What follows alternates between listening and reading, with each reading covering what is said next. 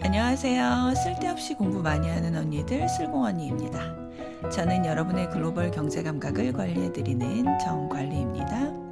안녕하세요. 저는 여러분과 함께 경제 공부하는 최열정입니다. 네, 슬공님들 잘 지내셨죠? 네. 아우, 이제 날씨가 더워요. 네, 갑자기 더위 오는 게 두려워지네요. 그렇죠. 그래도 오늘 또 힘내서 한번 국부론 대장정 한 걸음을 내딛어 보겠습니다. 좋습니다. 네, 우리 대원님들 너무 대단하신 것 같아. 이렇게 어떻게 보면은 막 빠르게 질주하는 게 오히려 쉬울 수 있다. 그치. 한 번에 하고 끝내? 이렇게. 그게 쉬울 수 있는데 이렇게 긴 기간을 한 걸음 한 걸음 가는 게 이 보통 일이 아닌데 정말 얼굴이라도 한번 뵙고 싶은데 제가 역량이 부족해가지고 그 기회가 안 됩니다. 진짜. 그치. 단합대회 한번 해야 되는데 이쯤에는. 제가 역량이 부족해요. 그래도 어쨌든 대원님들 참 사랑합니다. 네. 자, 지난 시간에 국부론 1권 10장 1부에서 일의 특성에 대해서 알아봤었죠. 그렇죠.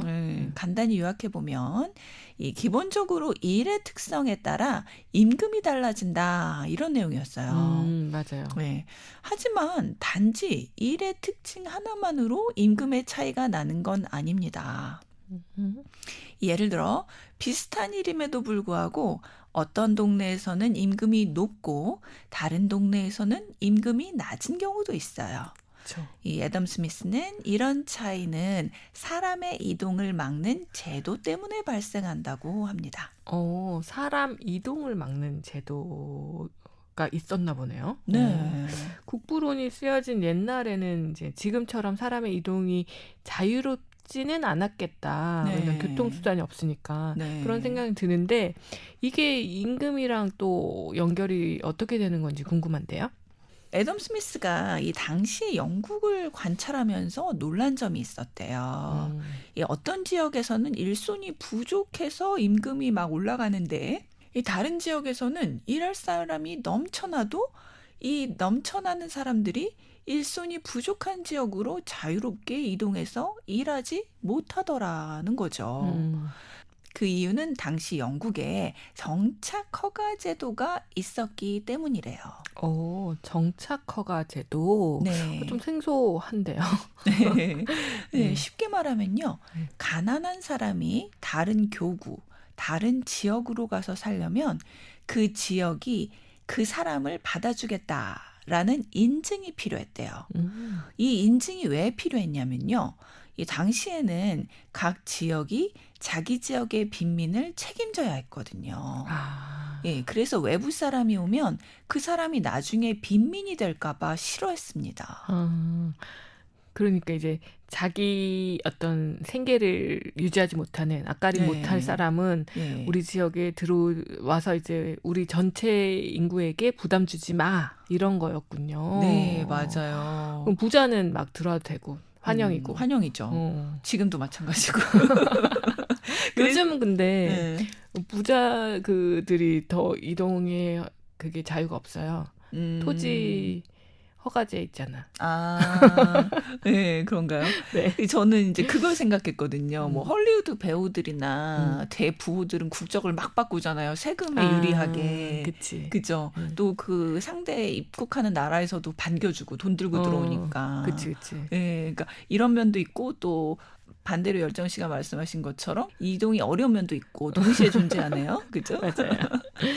네, 그래서 이제 이런 settlement law, 이 정착 허가제도 때문에 일자리가 많은 지역이 있어도 가난한 노동자가 그 지역으로 쉽게 이동하지 못했습니다. 즉 노동의 공급이 필요한 곳으로 사람들의 이동이 막혔던 거죠. 그럼 진짜 일손이 부족한 곳의 임금은 계속 올라갈 수밖에 없고 일손이 남는 곳의 임금은 뭐 계속 내려갈 수밖에 없겠네요. 네, 맞아요. 그래서 이에 대해 애덤 스미스는 아주 날카로운 표현을 하는데요. 네. 바다 하나, 산맥 하나보다도 행정 경계 하나가 노동의 이동을 더 어렵게 만든다. 즉 자연이 만든 장벽보다 사람이 만든 규제라는 장벽이 더 무섭다는 거죠. 이건 지금도 비슷한 것 같아요. 이 국가 간의 뭐 이동 제한 같은 거 있잖아요. 네. 비자 문제라든가 네. 이민 규제 같은 것들. 네. 제가 얼마 전에 이제 그 벌거벗은 세계사에서 네. 하나 본 장면인데 네. 그 텍사스와 멕시코 국경지대 사진을 봤어요. 네. 근데 텍사스 쪽이랑 멕시코 국경이랑 중간에 그냥 약간 뭐 철조망 같은 네. 거 하나 그냥 띄 있거든요. 네. 뭐 사람이 금방 치울 수 있는. 네. 근데 거기를 넘어가는 게 굉장히 힘든 거잖아요. 사실. 그렇죠. 보이지 않는 벽이 더 무서운 거야. 그렇죠? 맞아요. 그게 딱 떠오르네요. 맞아요. 자, 경제학에서 노동시장이 효율적으로 작동하려면 노동이 필요한 곳으로 움직여야 하죠. 그렇죠. 예, 그런데도 이 제도가 노동의 이동을 막으면 임금의 왜곡이 오래 갑니다. 그래서 애덤 스미스는 다음과 같이 말하는데요. 이 같은 나라 안에서조차 임금의 차이가 유지되는 이유는 자유경쟁 부족 때문이다라고 말해요. 근데 뭐 이런 뭐 이제 지리적인 조건뿐만 아니라 당시엔 기술을 배워야 할 수 있는 직업이 또 많았잖아요. 네. 그런 것도 또 다른 장벽이 되지 않았을까요? 예, 맞아요. 그래서 정착 허가 제도 다음으로 이어서 아담 스미스는 도제 제도를 비판해요. 이 도제란 거는 일정 기간 견습해야만 직업 진입이 허용되는 제도를 말하죠. 네. 도제란 게 기술을 가진 장인 밑에서 실제로 일을 하면서 배우는 그런 교육 시스템을 말하는 거잖아요. 예, 맞아요. 몇 년씩 배워야 정식 직업 인정을 받는 건데 이건 뭐 사실 현대에도 뭐 의사, 변호사, 회계사 같은 전문 직업 분야에 남아있지 않습니까?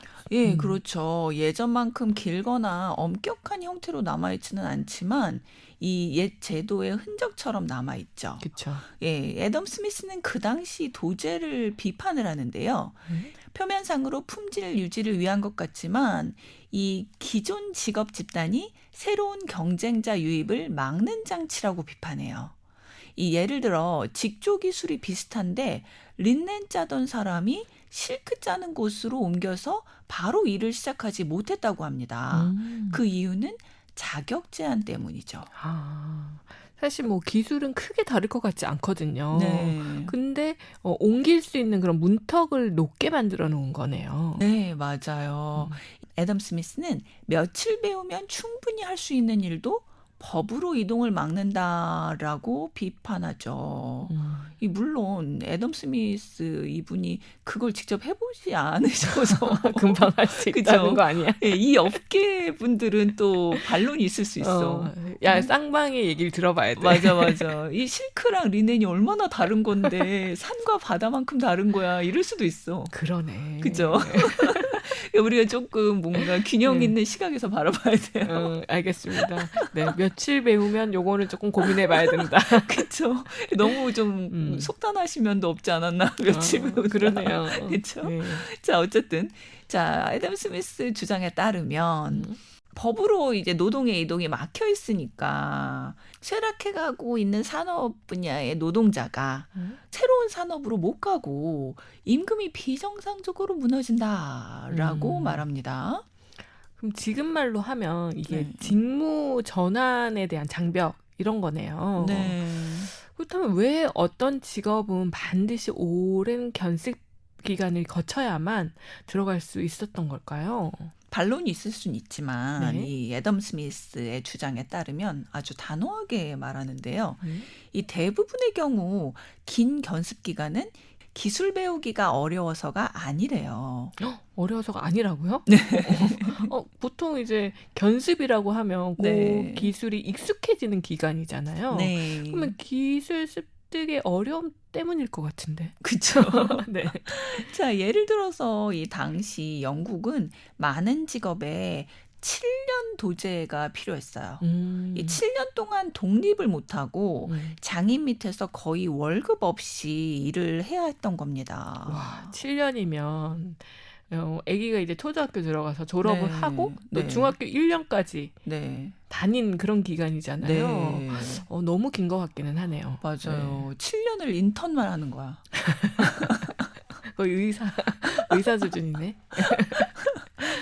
자, 그렇게 애덤 스미스는 도제 기간이 너무 길다고 비판을 하는데요. 네. 이 시계 만들기처럼 정교한 일도 실제로 그렇게 오래 배울 필요가 없는데 왜 7년의 도제 기간이 필요하냐 이렇게 비판을 해요.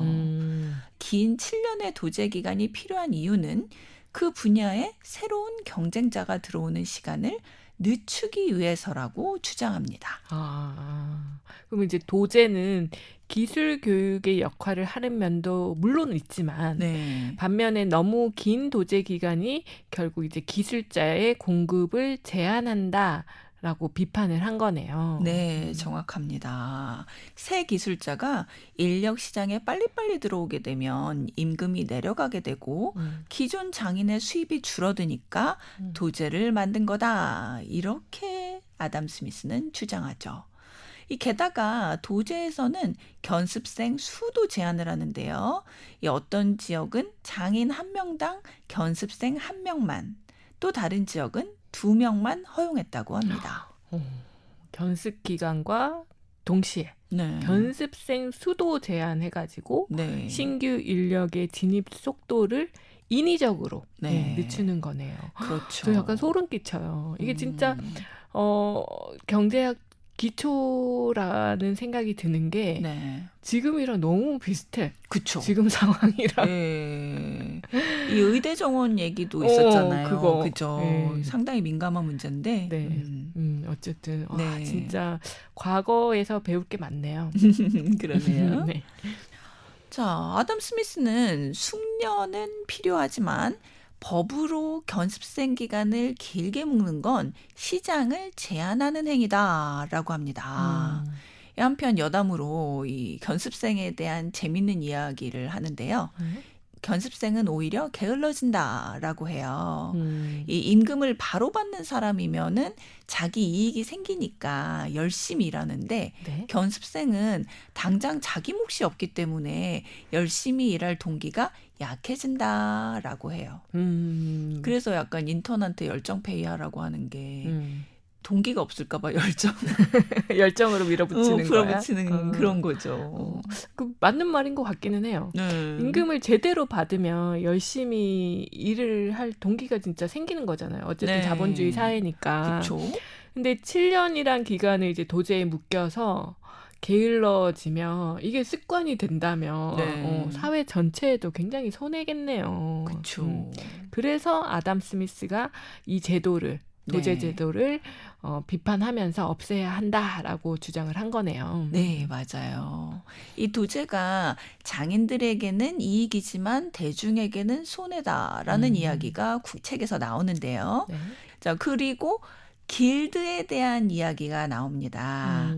이 도제가 장인들의 이권을 지키기 위한 시스템이었다면 길드는 이 시스템이 돌아가는 실체적인 조직이었던 거죠.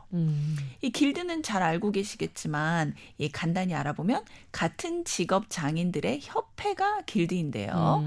예를 들면 제빵 길드, 금속공 길드 이렇게요. 뭐 요즘으로 치면 세무사 협회, 변리사 협회 뭐 이런 거. 네, 그렇죠. 근데 우리한테 이제 길드라는 그 용어는 네, 사실 네. 게임 할 때 나오는 용어라서 네. 게임 용어인 줄 알았네. 맞아요. 이 게임 길드가 무서운 게 많은 남자분들이 이 게임 길드가 실제 길드처럼 굉장히 혈맹으로 뭉쳐 있더라고요.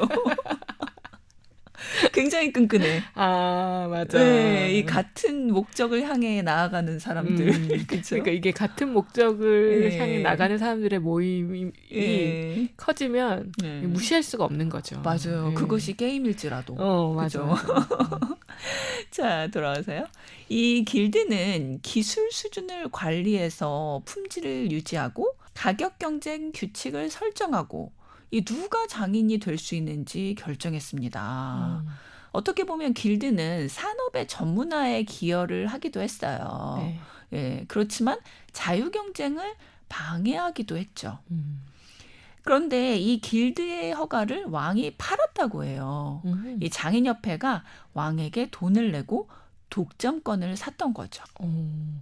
왕이 이제 대중의 이익을 사실 보호해 줘야 되는 거잖아요. 네. 시민 전체의 이득을 위해서. 네. 근데 본인의 이득을 위해서 돈을 네. 받고 장인들의 이익을 보호해 준 거네요. 이러다가 왕정이 무너졌나 봐. 그죠? 이렇게 되면은 왕정도 무너지고 길드도 사실 그치. 비난을 받을 수밖에 없죠. 그렇죠. 네. 그래서 이제 애덤 스미스가 비판을 합니다. 이 왕권이 자유를 지켜준 게 아니라 오히려 독점에서 수익을 얻었다. 이렇게요. 그리고 다음과 같은 유명한 말을 하는데요. 좀 저는 이 말을 듣고 살짝 좀 애잔한 느낌마저 들었어요. 뭐죠? 네, 읽어볼게요. 네. 자, 가난한 사람의 유산은 그의 손의 힘과 숙련뿐이다. 자기의 노동을 어디에 쓸지 막는 건 가난한 사람의 재산권을 침해하는 것이다. 라고요. 의미심장하다. 그쵸. 네. 그의 손의 힘과 숙련뿐이다. 네. 이것도 좀 되게 문학적이기도 하고. 그쵸. 네. 이 아담 스미스는 노동의 자유, 요거를 그 개인의 어떤 재산권으로 본 거네요. 네. 그래서 이제 아담 스미스는 긴 도제 제도를 단순하게 행정 규제가 아니라 자유의 침해로 본 거죠. 다시 말하면 도제는 어떤 사람이 일하고 싶은 분야에서 일할 자유를 빼앗았다고 보는 거예요.